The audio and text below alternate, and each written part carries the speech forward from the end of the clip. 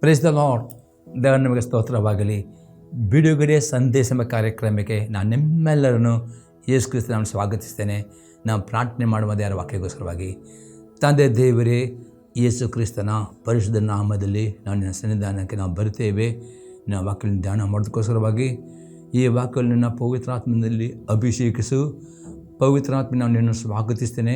ನಮ್ಮ ಒಳ್ಳೆಯ ಬೋಧಕ ನೀನಾಗಿದ್ದೀ. ಇವತ್ತಿನ ಸಂದೇಶದ ಮುಖಾಂತರವಾಗಿ ಪವಿತ್ರಾತ್ಮ ನಿನ್ನ ಜನರ ಸಂಗಡ ಮಾತನಾಡು. ಈ ವಾಕ್ಯ ಕೆಲವು ಪ್ರತಿಯೊಂದು ಆತ್ಮಗಳಿಗೆ ಜೀವವನ್ನು, ಪ್ರೋತ್ಸಾಹವನ್ನು, ಭಕ್ತಿ ಅಭಿವೃದ್ಧಿಯನ್ನು ಮತ್ತು ಬಿಡುಗಡೆಯನ್ನು ಉಂಟು ಮಾಡಿ ನಾನು ಬೇಡಿಕೊಳ್ತೇನೆ ಯೇಸು ಕ್ರಿಸ್ತನ ನಾಮದಲ್ಲಿ, ಆಮೇನ್. ಇವತ್ತಿನ ಧ್ಯಾನ ಮಾಡ್ತೇವೆ ಜ್ಞಾನೋಕ್ತಿ ಪುಸ್ತಕ 19ನೇ ಅಧ್ಯಾಯದಲ್ಲಿ 23ನೇ ವಾಕ್ಯ. ಯೆಹೋವನ ಭಯವು ಜೀವದಾಯಕವು, ಭಯಭಕ್ತಿ ಉಳ್ಳವನು ತೃಪ್ತನಾಗಿ ನೆಲೆಗೊಳ್ಳುವನು, ಅವನಿಗೆ ಕೇಡು ಸಂಭವಿಸದು. ಇಲ್ಲಿ ಸೊಲೊಮೋನ್ ಯೆಹೋವನ ಭಯವು ಜೀವದಾಯಕ. ಅವನಂತೆ ಯಾರು ದೇವರಿಗೆ ಭಯ ಪಡುತ್ತಾರೆ ಅವರಲ್ಲಿ ನಿತ್ಯ ಜೀವ ಉಂಟು ಎಂಬುದಾಗಿ ಇಲ್ಲಿ ಸೊಲೊಮೋನ್.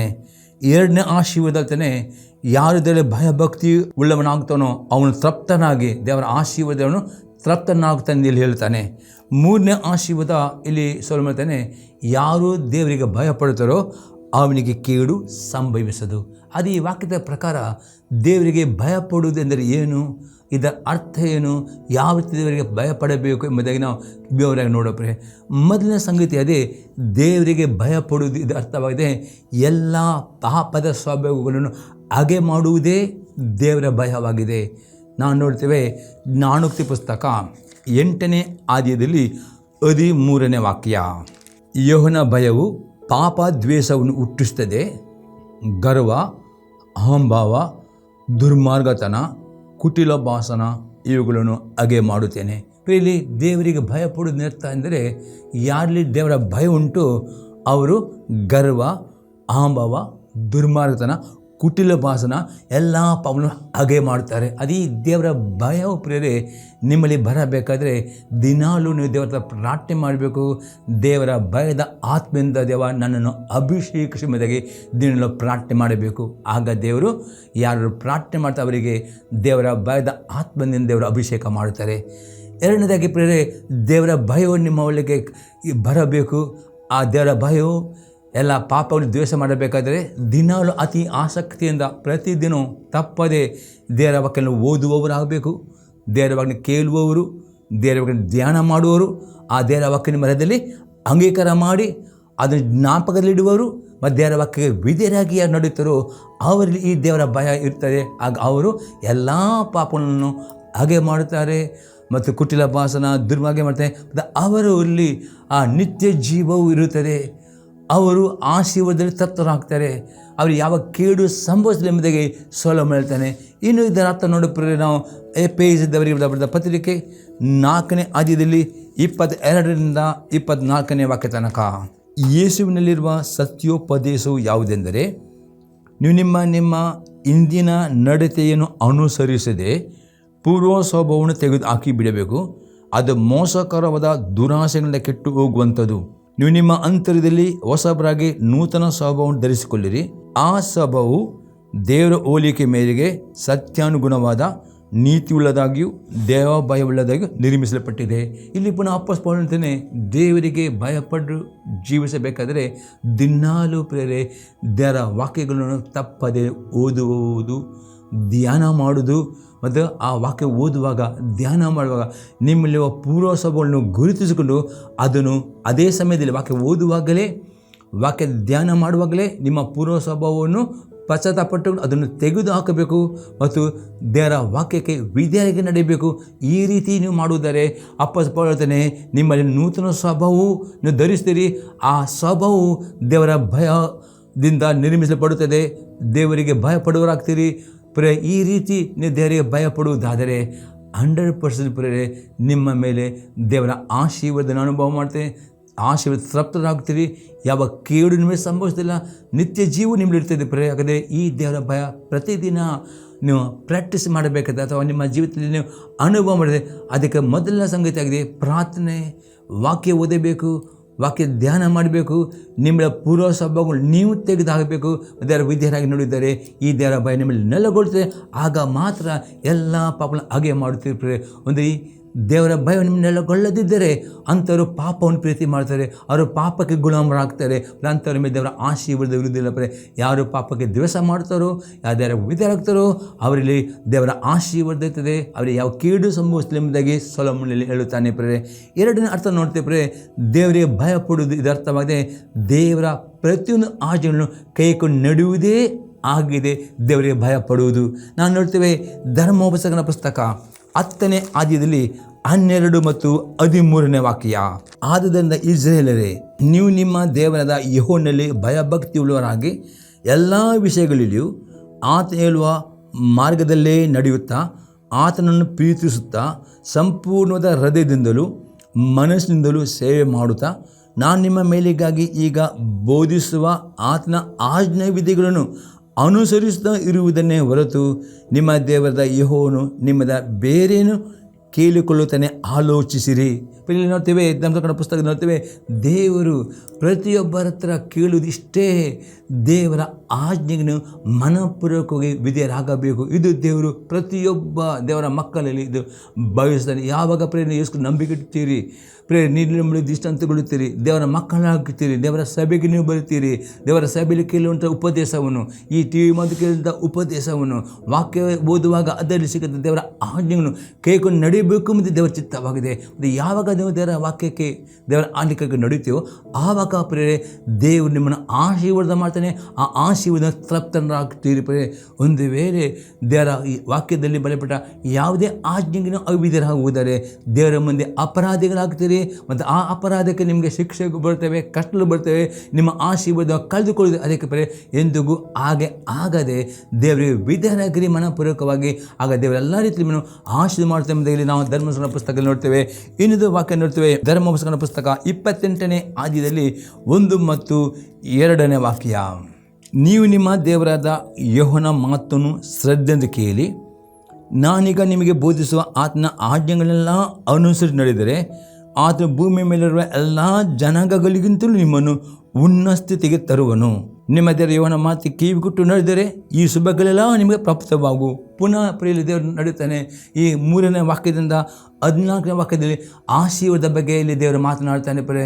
ಈ ಆಶೀರ್ವಾದ ಕೊಲ್ಲಬೇಕಾದ್ರೆ ಒಂದೇ ಕಂಡೀಷನ್, ಹೊಸ ಒಡಂಬಡಿಕೆಯಲ್ಲಿಯೂ ಒಂದೇ ಕಂಡೀಷನ್ ಆಗಿದೆ.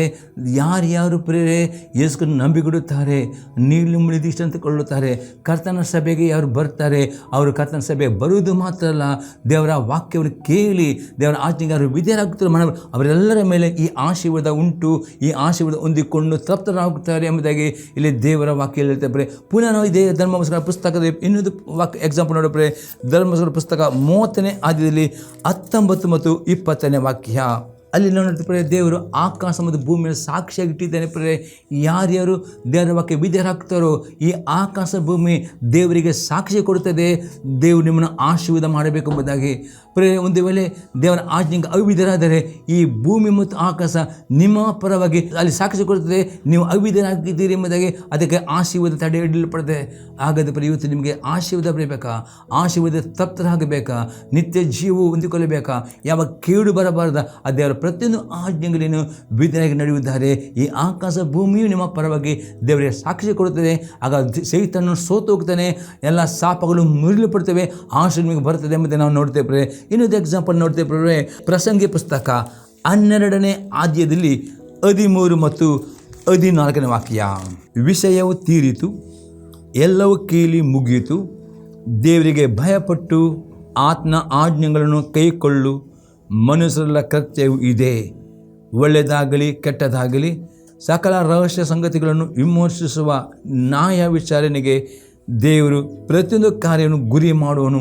ಇಲ್ಲಿ ಪ್ರಸಂಗಿ ಹೇಳ್ತಾನೆ, ಸೊಲೊಮೋನ ಹೇಳ್ತಾನೆ, ದೇವರು ಮನುಷ್ಯರಿಗೆ ಸೃಷ್ಟಿ ಮಾಡಿದ ಆ ಸೃಷ್ಟಿಕರ್ತನ ಉದ್ದೇಶ, ಅದು ಮನುಷ್ಯ ಕೊಟ್ಟ ದೊಡ್ಡ ಕರ್ತವ್ಯ ಅಥವಾ ಜವಾಬ್ದಾರಿ ಎಂದರೆ ಪ್ರತಿಯೊಬ್ಬ ಮನುಷ್ಯರು ಪ್ರೇರೆ ಯೇಸುಗಳನ್ನು ನಂಬಿಕೆಟ್ಟ ಪ್ರತಿಯೊಬ್ಬರು ದೇವರ ಆಜ್ಞೆಗಳನ್ನು ಕೈಗೊಂಡು ನಡೆಯಬೇಕೆಂಬುದೇ ದೇವರ ಉದ್ದೇಶ ಎಂಬುದಾಗಿ ಇಲ್ಲಿ ಪ್ರಸಂಗಿ ಅಥವಾ ಸೊಲೊಮೋನ ಹೇಳ್ತಾನೆ.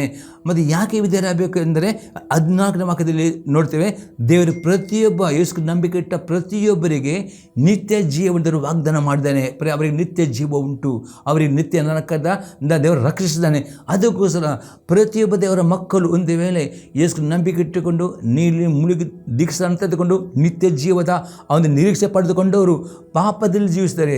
ದೇವರ ವಾಕ್ಯ ಅವಿಧೇಯರ ಅವರಿಗೆ ಪಾಪ ಇಲ್ಲಿ ಶಿಕ್ಷೆಗಳು ಬರ್ತವೆ, ಇಲ್ಲಿ ಕಷ್ಟ ಬರ್ತವೆ. ಅದೇ ಕಷ್ಟ ಈ ಶಿಕ್ಷೆ ನಿಮಗೆ ಬೇಡವಾದರೆ ಪ್ರೇರೆ ದೇವರ ವಾಕ್ಯ ವಿಧೇಯರಾಗುತ್ತೀರೋ ಅದು ನಿಮಗೆ ಆಶೀರ್ವಾದ ತರುತ್ತದೆ, ತೃಪ್ತಿಕರವಾದ ಆಶೆ ಹೊಂದುತ್ತೀರಿ ಮತ್ತು ನಿಮಗೆ ಯಾವ ಕೇಡು ಸಂಭವಿಸಿಲ್ಲ ಎಂಬುದಾಗಿ ಸೊಲೊಮೋನನ ಪ್ರೇರಲ್ಲಿ 4:19-20 ವಾಕ್ಯದಲ್ಲಿ ಆತನು ಬಯಲಪಟ್ಟ. ಅದು ಉದ್ದೇಶವಾಗಿದೆ. ದೇವರಿಗೆ ಯಾರು ಭಯ ಪಡ್ತಾರೋ ಅವ್ರ ನಿತ್ಯ ಜೀವ ಯಾವಾಗಲೂ ಅವ್ರ ನಿತ್ಯ ಜೀವ ಇರ್ತದೆ, ಅವರಿಗೆ ಆಶೀರ್ವಾದ ತೃಪ್ತರಾಗ್ತಾರೆ, ಅವರಿಗೆ ಯಾವ ಕೇಡು ಸಂಭವಿಸಿದೆ ಅಲ್ಲಿ ಆತನು ಹೇಳುತ್ತಾನೆ. ಪುನಃ ಇನ್ನೊಂದು ಎಕ್ಸಾಂಪಲ್ ನೋಡ್ತೀವಿ, ದೇವರಿಗೆ ವಿಧೇಯರಾಗುವುದು ಇನ್ನೂ ಪ್ರಾಮುಖ್ಯತೆ ನೋಡೋಪ್ರೆ ಐಸಾಯ ಪ್ರವಾದನೆ ಪುಸ್ತಕ 48ನೇ ಅಧ್ಯಾಯದಲ್ಲಿ 17 ಮತ್ತು 18ನೇ ವಾಕ್ಯ.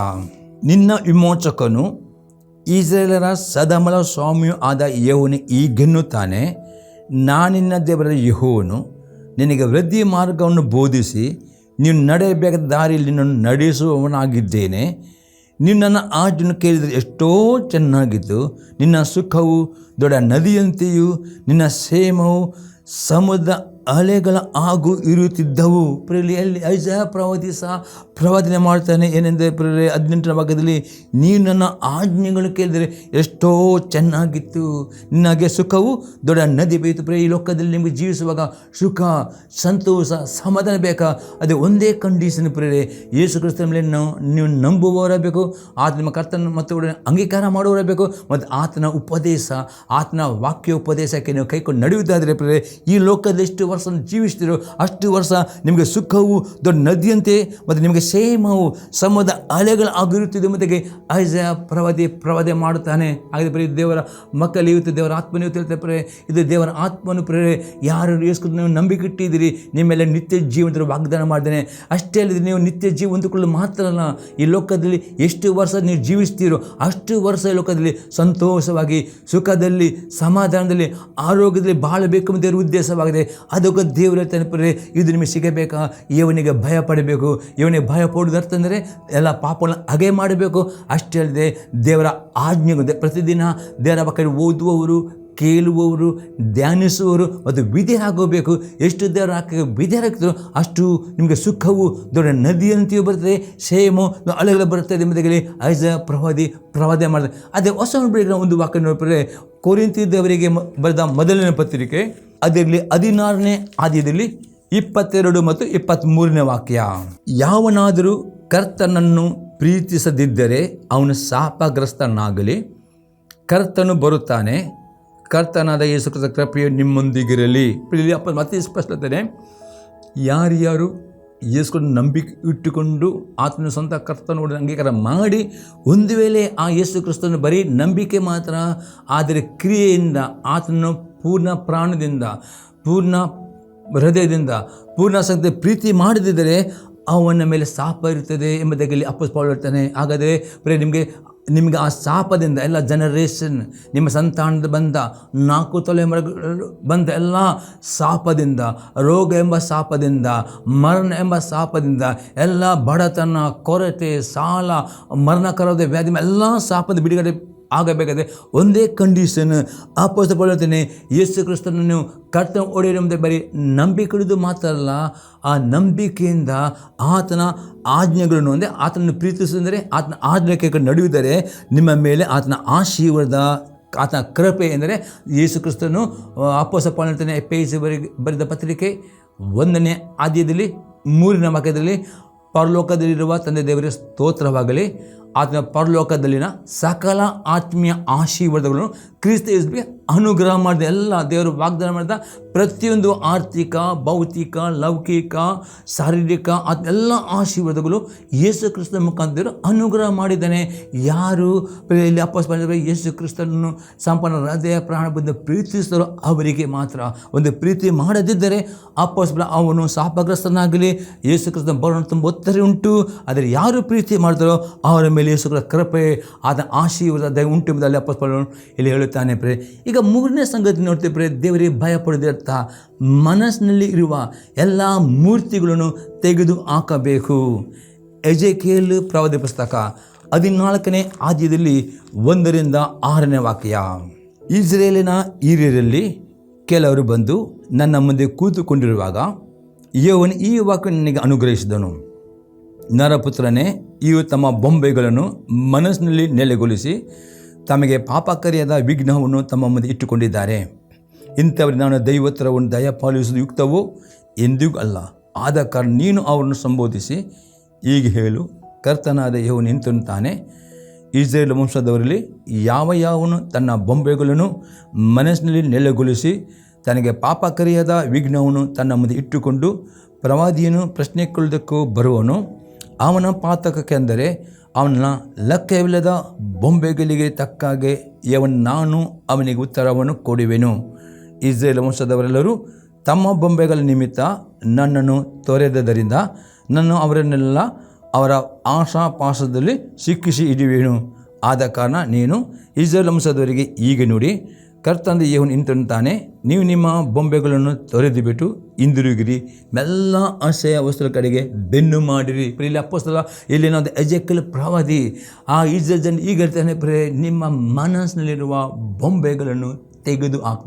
ಏನು ಇದು ಅರ್ಥ ಪ್ರೇರೆ? ನಾವು ನೋಡ್ತೇವೆ ಹೊಸ ಒಡಂಬಡಿಕೆಯಲ್ಲಿ ಬರೀ ಅನೇಕ ದೇವರ ಮಕ್ಕಳು ಯೇಸು ಕ್ರಿಸ್ತನಲ್ಲಿ ನಂಬಿಕೆ ಇಡುತ್ತಾರೆ, ನೀಲಿ ಮುಳಿ ದಿವಸ ತೆಗೆದುಕೊಳ್ಳುತ್ತಾರೆ ದೇವರ ಅದು ಕೆಲವರ ಮನಸ್ಸಲ್ಲಿ ಬೊಂಬೆಗಳು ಇಟ್ಟುಕೊಳ್ಳಿ. ಅದು ಯಾವ ಬೊಂಬೆಗಳನ್ನು ಆ ಮನಸ್ಸು ತೆಗೆದು ಅದು ಅರ್ಥ ನೋಡೋ ಹೊಸ ಒಡಂಬಡಿಕೆಯಲ್ಲಿ ಎಫೆಸ ದವರಿಗೆ ಬರೆದ ಪತ್ರಿಕೆ 4ನೇ ಅಧ್ಯಾಯದಲ್ಲಿ 31ನೇ ವಾಕ್ಯ. ಎಲ್ಲ ದ್ವೇಷ, ಕೋಪ, ಕ್ರೋಧ, ಕಲಹ, ದೂಷಣೆ ಇವುಗಳನ್ನು ಸಕಲ ವಿಧದ ದುಷ್ಟತನ್ನು ನಿಮ್ಮಿಂದ ದೂರ ಮಾಡಿರಿ.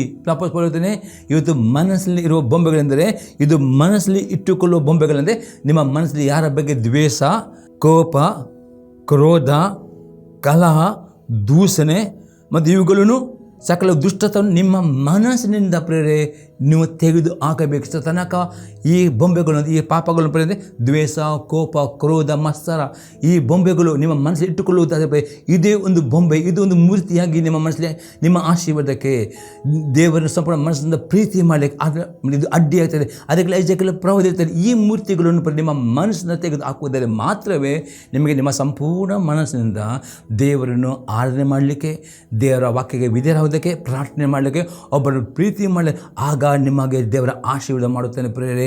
ಇನ್ನೊಂದು ಎಕ್ಸಾಂಪಲ್ ನೋಡ್ತೇವೆ ಮನಸ್ಸಲ್ಲಿರುವ ಬೊಂಬೆಗಳ ಬಗ್ಗೆ. ಕೊಲೊಸೆಯವರಿಗೆ ಬರೆದ ಪತ್ರಿಕೆ 3ನೇ ಅಧ್ಯಾಯದಲ್ಲಿ 5 ಮತ್ತು 6ನೇ ವಾಕ್ಯ. ಆದುದರಿಂದ ನಿಮ್ಮಲ್ಲಿರುವ ಭೂ ಸಂಬಂಧವಾದ ಭಾವಗಳನ್ನು ಸಾಯಿಸಿರಿ. ಜಾರತ್ವ, ಬಂಡುತನ, ಕಾಮಾಭಿಲಾಷೆ, ದುರಾಸೆ, ವಿಗ್ರಹ ಆರಾಧನೆ ಸಮವಾಗಿರುವ ಲೋಭ ಇವುಗಳನ್ನು ವಿಸರಿಸಿಬಿಡಿರಿ. ಇವುಗಳ ನಿಮಿತ್ತ ದೇವರ ಕೋಪ ಉಂಟಾಗುತ್ತೆ. ಪುನಃ ಅಪೊಸ್ತಲರು ಪ್ರೇರೆ ಜಾಗೃತ ಪ್ರೇರೆ ಈ ಶರೀರದಲ್ಲಿ ಪಾಪಗಳನ್ನು ಮಾಡೋ ಮೊದಲು ಈ ಮನಸ್ಸಲ್ಲಿ ಈ ಪಾಪಗಳು ಬರುತ್ತದೆ ಪ್ರೇರೆ, ಈ ಆಲೋಚನೆಗಳು ಬರ್ತವೆ. ಈ ಆಲೋಚನೆಗಳು ನೀವು ಮನಸ್ಸಲ್ಲಿ ಇಟ್ಟುಕೊಳ್ಳುವುದೇ ಅದುವೇ ವಿಗ್ರಹದಲ್ಲಿ ಅಪೊಸ್ತಲರು ಜಾಗೃತ್ವ, ಬಂಡುತನ, ಕಾಮಭಿಲಾಷೆ, ದುರಾಸೆ, ವಿಗ್ರಹ ಆರಾಧನೆ ಸಮವಾಗಿರೋ ಲೋಭ ಅಪಸ್ಪರತೆ ಆ ಆಲೋಚನೆ ತೆಗೆದುಹಾಕಿದೆ ಅದುವೇ ನಿಮಗೆ ವಿಗ್ರಹ ಆಗ್ತದೆ. ಅದು ನಿಮಗೆ ಮನಸ್ಸಿನಿಂದ ದೇವರನ್ನ ಆರಾಧನೆ ಮಾಡಲಿಕ್ಕೆ, ವಾಕ್ಯ ಓದಲಿಕ್ಕೆ, ಪ್ರಾರ್ಥನೆ ಮಾಡಿ ಅಡ್ಡಿ ಮಾಡ್ತದೆ. ಅದಕ್ಕೆ ಅಪಸ್ಪರತೆ ಅದಕ್ಕೆ ಎಜೆಕೇಲ್ ಪ್ರವಾದಿ ಈ ಬೊಂಬೆಗಳನ್ನು ನಿಮ್ಮ ತೆಗೆದು ಹಾಕುವುದರೆ ಮಾತ್ರ ದೇವರ ಆಶೀರ್ವಾದ, ದೇವರ ಪ್ರಸನ್ನತೆ, ಪವಿತ್ರಾತ್ಮನ ಅಭಿಷೇಕ ನೀವು ಅನುಭವ ಮಾಡುತ್ತೀರಿ. ಇಲ್ಲ ದೇವರ ಕೋಪ ಬರ್ತದೆ ಎಂಬುದಾಗಿ ಅಪೊಸ್ತಲರು ಎಚ್ಚರಿಕೆ ಕೊಡ್ತಾರೆ. ಇನ್ನೊಂದು ಎಕ್ಸಾಂಪಲ್ ನೋಡ್ತೀವಿ ಮನಸ್ಸಲ್ಲಿರುವ ಬೊಂಬೆಗಳ ಬಗ್ಗೆ. ಯಾಕೋಬನ ಬರೆದ ಪತ್ರಿಕೆ 1ನೇ ಅಧ್ಯಾಯದಲ್ಲಿ 21ನೇ ವಾಕ್ಯ. ಆದ ಕಾರಣ ಎಲ್ಲ ನೀಚತನವನ್ನು, ಎಲ್ಲ ದುಷ್ಟತನವನ್ನು ತೆಗೆದು ಹಾಕಿ ಮನಸ್ಸಿನೊಳಗೆ ಬೇರಿರೋ ವಾಕ್ಯಕ್ಕೆ ನಮ್ರತೆಯಿಂದ ಎಡೆಗೊಡಿರಿ. ಅದು ನಿಮ್ಮ ಆತ್ಮಗಳನ್ನು ರಕ್ಷಿಸೋದಕ್ಕೆ ಸಾಮರ್ಥ್ಯವುಳ್ಳದಾಗಿದೆ. ಪುನಃ ಇಲ್ಲಿ ಯಾಕೋ ಹೇಳ್ತಾನೆ, ಮನಸ್ಸಲ್ಲಿ ಇರುವ ಬೊಂಬೆಗಳಿಂದ ಇಲ್ಲಿ ಅದು ಅರ್ಥವಾಗಿದೆ ಪ್ರೇರೆ. ನಿಮ್ಮ ಮನಸ್ಸಲ್ಲಿ ಇರುವ ಆ ನೀಚತನದ ಆಲೋಚನೆ ಪ್ರೇರೆ, ಎಲ್ಲ ದುಷ್ಟತನ ಇದು ಮನಸ್ಸಿನಲ್ಲಿ ಇರುವುದಾದ್ರಿಂದ ಆಲೋಚನೆಗಳು ನಿಮ್ಮ ಮನಸ್ಸಲ್ಲಿ ಇರುವುದಾದರೆ ಆ ವಾಕ್ಯವು, ನೀವು ಕೇಳಿದ ವಾಕ್ಯವು ನಿಮ್ಮ ಮನಸ್ಸಿನಲ್ಲಿ ಅದು ಉಳಿಯುವುದಿಲ್ಲ, ಅದು ನೀವು ಮರೆತು ಹೋಗ್ತೀರಿ, ಅದು ನಿಮ್ಮ ಆತ್ಮದಲ್ಲಿ ಅದು ಒಳ್ಳೆಯದು ಹೋಗುವುದಿಲ್ಲ. ಅದಕ್ಕೆ ಅಲ್ಲಿ ಯಾಕೋಬ ಹೇಳ್ತಾನೆ, ಆದ ಕಾರಣ ಎಲ್ಲ ನೀಚತನವನ್ನು ಎಲ್ಲ ದುಷ್ಟತನವನ್ನು ನಿಮ್ಮ ಮನಸ್ಸನ್ನು ತೆಗೆದು ಹಾಕುವುದಾರೆ ಮಾತ್ರವೇ ಈ ಕೇಳುವಂಥ ಉಪದೇಶವು, ಓದುವಂಥ ವಾಕ್ಯವು, ಸಭೆಯಲ್ಲಿ ನಿಮ್ಮ ಸೇವಕರು ಕೊಡುವಂಥ ವಾಕ್ಯಗಳು ನಿಮ್ಮ ಮನಸ್ಸಲ್ಲಿ ಕೇಳುತ್ತೀರಿ, ಅದು ನಿಮ್ಮ ಆತ್ಮ ಸ್ವೀಕಾರ ಮಾಡಿ ಅದು ನಿಮ್ಮ ಆತ್ಮಕ್ಕೆ ರಕ್ಷಣೆ ಕೊಡುತ್ತದೆ, ಆಶೀರ್ವಾದಕ್ಕೆ ನಡೆಸುತ್ತದೆ, ವಿಧೇಯತ್ವಕ್ಕೆ ನಡೆಸುತ್ತದೆ, ಪಶ್ಚಾತ್ತಾಪಕ್ಕೆ ನಡೆಸುತ್ತದೆ. ಒಂದು ವೇಳೆ ಪ್ರಿಯರೇ, ಯೆಜೆಕೇಲ ಪ್ರವಾದಿಯ ಪ್ರಕಾರ ಇಂಥ ಮನಸ್ಸಿಗೆ ಬೊಂಬೆಗಿಟ್ಟುಗಡೆ ಇದು ಯಾರಿಗೂ ಕಾಣುವುದಿಲ್ಲ ಪ್ರಿಯರೇ, ಇದು ದೇವರಿಗೆ ಮಾತ್ರ ಗೊತ್ತಾಗ್ತದೆ ಪ್ರಿಯ. ಈ ಬೊಂಬೆಗಳು ಯಾರ ಮನಸ್ಸಲ್ಲಿ ಉಂಟೋ ಅವರಿಗೆ ಮನಪೂರ್ವಕವಾಗಿ, ಅವರ ಮನಸ್ಸಿನಿಂದ,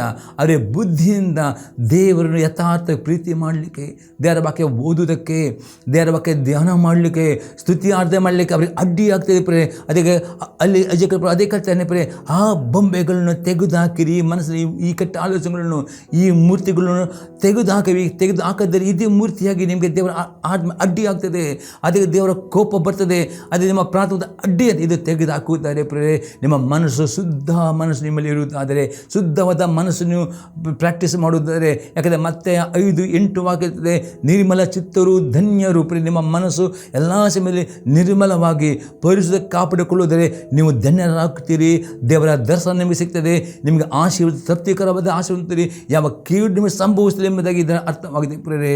ಈಗ 4ನೇ ಸಂಘ ನೋಡ್ತೀವಿ ಪ್ರಿಯರೇ, ಆತ್ಮಿಕ ಜೀವನದಲ್ಲಿ ಅಹಂಕಾರಿಗಳಾಗಬಾರದು. ನಾವು ನೋಡ್ತೇವೆ ಲೂಕನ ಬರೆದ ಸುವಾರ್ತೆ 18ನೇ ಅಧ್ಯಾಯದಲ್ಲಿ 9-14 ವಾಕ್ಯ ತನಕ, ಇದಲ್ಲದೆ ತಾವೇ ನೀತಿವಂತರೆಂದು ತಮ್ಮಲ್ಲಿ ಭರವಸೆವಿಟ್ಟುಕೊಂಡು ಉಳಿದವರನ್ನು ಉದಾಸೀನ ಮಾಡುವಂಥ ಕೆಲವರಿಗೆ ಒಂದು ಸಾಮ್ಯನ ಹೇಳಿದನು. ಪ್ರೇರಣೆ ಯೇಸು ಕ್ರಿಸ್ತನು ಇಲ್ಲಿ ಒಂದು ಸಾಮ್ಯ ಹೇಳ್ತಾನೆ, ಯಾರು ನೀತಿವಂತರು, ಯಾರು ಕಪಟಿಗಳು. ಇವತ್ತು ನಾವು ನೋಡ್ತೇವೆ, ಯಾರು ಯೇಸುವನ್ನು ನಂಬಿಕೆ ಇಡ್ತಾರೋ ಆ ಯೇಸುವಿನ ನಂಬಿಕೆ ಮುಖಾಂತರ, ಆತನ ಕೃಪೆಯ ಮುಖಾಂತರ, ಯೇಸು ರಕ್ತ ನಾವೆಲ್ಲರೂ ಪ್ರೇರೆ ದೇವರ ನೀತಿವಂತರಿಂದ ನಿರ್ಣಯ ಹೊಂದಿದ್ದೇವೆ. ಇದು ದೇವರ ಕಡೆ ಕೃಪೆಯಾಗಿದೆ.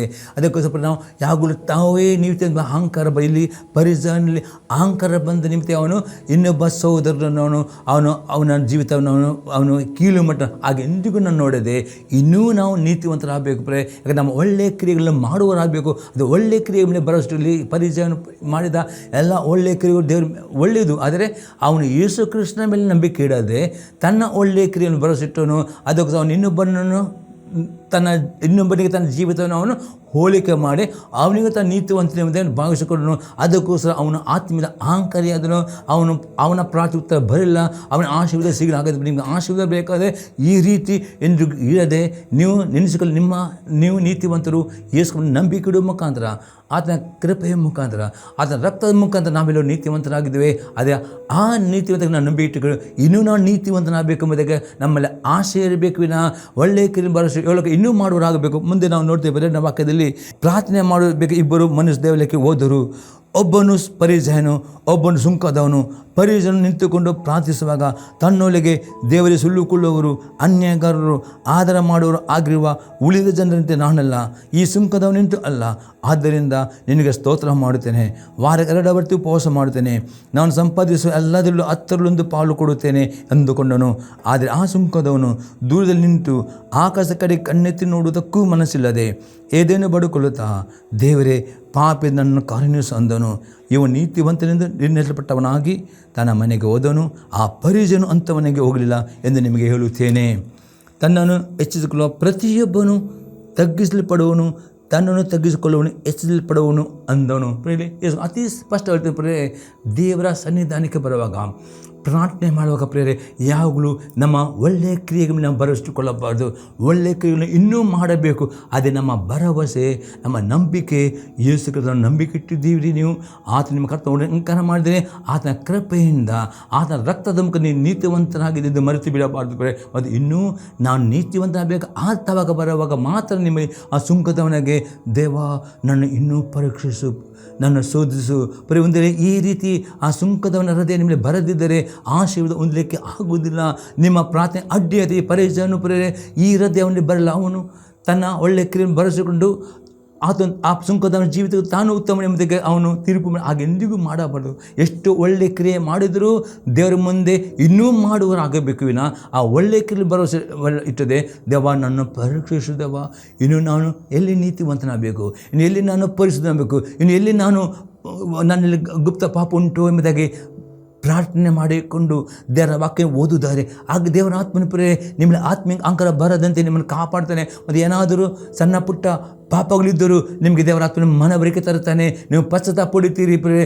ಆ ಕುಗ್ಗಿದ ಮನಸ್ಸು, ನಾನು ದಾವೀದನು ಹೇಳ್ತಾನೆ ಕೀರ್ತನೆ 51:17 ವಾಕ್ಯದಲ್ಲಿ, ಕುಗ್ಗಿದ ಮನಸ್ಸೇ ದೇವರು ಇಷ್ಟವಾದ ಯಜ್ಞ, ಪಶ್ಚಾತ್ತಾಪದ ಜೀವದ ಮನಸ್ಸನ್ನು ಎಂದಿಗೂ ತಿರಸ್ಕರು. ಆಗ ನೀವು ಪ್ರೇರೆ ನಿಮ್ಮ ಮನಸ್ಸು ಕುಗ್ಗಿಕೊಂಡಿದ್ದವರು ಬರ್ತೀರಿ, ದೇವ ನನ್ನ ಪರೀಕ್ಷಿಸು ದೇವ, ನಾನು ಇವತ್ತು ನೀತಿವಂತನು ನಿನ್ನ ಕೃಪೆಯಲ್ಲಿ, ನಿನ್ನ ರಕ್ತದ ಮುಖದ ನೀತಿವಂತ, ಅದು ಇನ್ನೂ ನಾನು ನೀತಿವಂತನಾಗಬೇಕು, ಇನ್ನೂ ಪರಿಶುದ್ಧನಾಗಬೇಕು. ಇನ್ನು ಈ ರೀತಿ ನೀವು ಪಶ್ಚಾತ್ತಾಪಡುವಾಗ ಆ ಸುಂಕದವನಾಗಿ ದೇವರ ಆತ್ಮನ ಸಭೆಯಲ್ಲಿ ಮಾತನಾಡ್ತಾನೆ, ನಿಮ್ಮ ಸಂಗಡ ಮಾತನಾಡ್ತಾನೆ. ಕೂಡಲೇ ಒಪ್ಪಿಕೊಳ್ಳುತ್ತಿರು ಆರೈಕೆ. ಆಗ ದೇವರು ಆ ಸುಂಕದವನನ್ನು ಪ್ರೇರೆ ಅವನ ಪ್ರಾರ್ಥನೆ ಉತ್ತರ ಕೊಟ್ಟನು, ಅವನು ಉನ್ನತವಾಗಿ ಏರಿಸಲ್ಪಟ್ಟನು. ಅದೇ ಈ ಪರಿಚಯವನ್ನು ಪ್ರೇರೆ ಅವನು ಮಾಡಿದೆಲ್ಲ ಒಳ್ಳೆ ಸರಿ. ಅದೇ ದೇವರ ಮುಂದೆ ಅಹಂಕಾರದ ನಿಮಿತ್ತಿಗೆ ಅವನು ಪ್ರಾರ್ಥನೆ ಉತ್ತರ ಬರಲಿಲ್ಲ, ಅವನು ತಗ್ಗಿಲ್ಪಟ್ಟರು. ಇವತ್ತು ಪ್ರೇರೆ ಸೊಲೊಮೋನ ಹೇಳ್ತಾನೆ, 19:23 ವಾಕ್ಯ, ಈ ರೀತಿ ನೀವು ದೇವರೇ ಭಯಪಡುವುದಾದರೆ ಪ್ರೇರೆ ನಿಮ್ಮಲ್ಲಿ ನಿತ್ಯ ಜೀವ ಯಾವಾಗಲೂ ಇರುತ್ತದೆ, ನಿಮಗೆ ಆಶೀರ್ವಾದ ತೃಪ್ತಿಕರವಾಗ್ತದೆ, ಯಾವ ಕೀಳು ನಿಮಗೆ ಸಂಭವಿಸುವುದಿಲ್ಲ. ದೇವ ನಮ್ಮ ಸ್ತೋತ್ರವಾಗಲಿ. ಈ ಸಂಧಿ ನಿಮಗೆ ಉತ್ತೇಜನವಾಗಿರುತ್ತದೆ. ಅನೇಕರು ಯೂಟ್ಯೂಬ್ ಶೇರ್ ಮಾಡಿ ಪ್ರಾರ್ಥನೆ ಮಾಡೋಣ. ಪರಲೋಕದಲ್ಲಿರೋ ತಂದೆ ದೇವರೇ, ಯೇಸು ಕ್ರಿಸ್ತನ ನಾಮ ನಿನ್ನ ಸ್ತೋತ್ರ ಕೊಂಡಾಡ್ತೇನೆ. ಇವತ್ತಿಗೆ ಪ್ರತಿಯೊಂದು ಸಂದೇಶವು ಪ್ರತಿಯೊಬ್ಬರ ಜೀವಿತದಲ್ಲಿ ಪವಿತ್ರಾತ್ಮನೇ ನೀನು ಕಾರ್ಯ ಮಾಡಿಕೊಂಡು ಆ ನಿನಗೆ ಭಯಪಡುವಂಥ ಜೀವಿತವನ್ನು ಪ್ರತಿಯೊಬ್ಬರಿಗೆ ದಯಪಾಲಿಸಬೇಕು. ಮತ್ತು ಪ್ರತಿಯೊಬ್ಬರು ಈ ತನಕ ಪ್ರತಿಯೊಬ್ಬರು ನಿನ್ನ ಭಯವು ನೆಲೆಗೊಳ್ಳಬೇಕು. ನಿನ್ನ ಆಶೀರ್ವಾದ ದೇವ, ನಿನ್ನ ನಿತ್ಯ ಜೀವ ಅವರು ಅನುಭವಿಸಿಕೊಂಡು ಯಾವ ಕೀಡು ಬರದಂತೆ ಪ್ರತಿಯೊಬ್ಬರನ್ನು ಕಾಪಾಡಬೇಕು, ಸಂರಕ್ಷಣೆ ಮಾಡಬೇಕು ಬೇಡಿಕೊಳ್ತೇನೆ ಯೇಸು ಕ್ರಿಸ್ತನ ನಾಮದಲ್ಲಿ. ಆಮೇನ್. Praise the Lord. ದೇವರು ನಮ್ಮನ್ನು ಆಶೀರ್ವಾದ ಮಾಡಲಿ.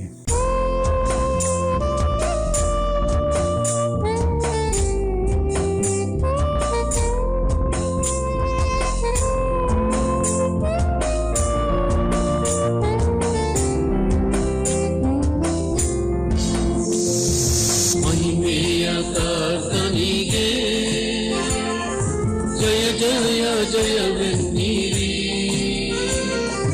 ಜಯ ವೀರ ದೇವನಿಗೆ ನಿತ್ಯ ಸ್ತುತಿ.